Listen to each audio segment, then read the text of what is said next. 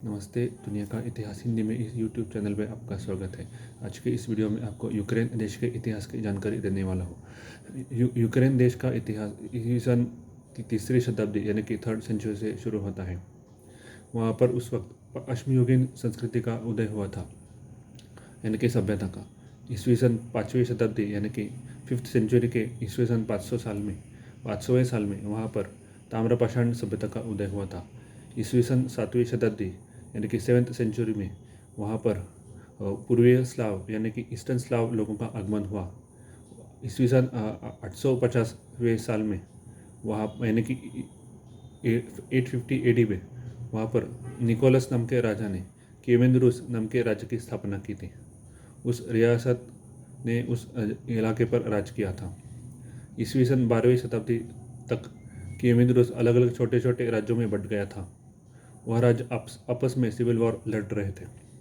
इसका फ़ायदा उठाकर ऑटोमन तुर्क और मंगोलों ने कीवेंद्रुस पर हमले करना शुरू किया था। ईस्वी सन 15वीं शताब्दी में कीवेंद्रुस पोलिश लिथुएनियन संघ का हिस्सा हो गया। उसके बाद वह 17वीं शताब्दी तक चला। 17वीं शताब्दी में रूस का प्रभाव वहाँ बढ़ने लगा था। 17वीं शताब्दी के अंत तक कीवेंद्रुस यानी कि यूक्रेन के दक्षिणी हिस्से पर ऑटोमन तुर्क साम्राज्य ने हमले करना शुरू किया था। ईस्वी सन 19वीं शताब्दी में कीवेंद्रुस का ज़्यादातर हिस्सा रूस के हिस्से कब्जे में चला गया था। रूसी साम्राज्य यानी कि रशियन एम्पायर ने 19वीं सदी में पूरे यूक्रेन पर कब्जा कर लिया।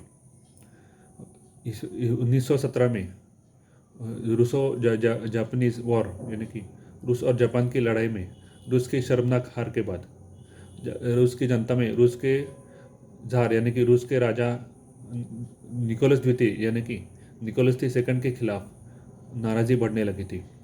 उस नाराज़गी की वजह से प्रथम विश्व युद्ध के बीच में ही रूस में राज्य क्रांति शुरू हुई, यानी कि रूस की जनता ने राजा के खिलाफ विद्रोह कर दिया।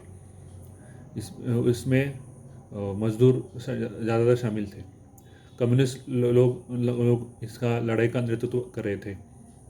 1917 में ज़ार के सत्ता छोड़ने के बाद वहाँ पर मेंशेविक कम्युनिस्टों ने सत्ता संभाल ली। इस गहमागहमी का फ़ायदा उठाकर यूक्रेन ने अपनी आज़ादी रूस से घोषित कर दी। लेकिन कुछ ही महीनों बाद बोल्शेविक कम्युनिस्टों ने मेंशेविक गुट को सत्ता से हटाकर सरकार में सत्ता हासिल की और रूसी सेना ने यूक्रेन पर फिर से आक्रमण किया और यूक्रेन के स्वतंत्रता सेनानियों का वो हराया और यूक्रेन सोवियत संघ का हिस्सा बन गया। 1991 तक यूक्रेन सोवियत संघ का हिस्सा था। 1991 में सोवियत संघ के विघटन यानी कि विभाजन के बाद बाकी देशों की तरह जैसे जॉर्जिया, बेलारूस की तरह यूक्रेन भी अलग हो गया और आज़ाद हो गया। लेकिन 2014 तक रूस के उनके संबंध अच्छे बने थे।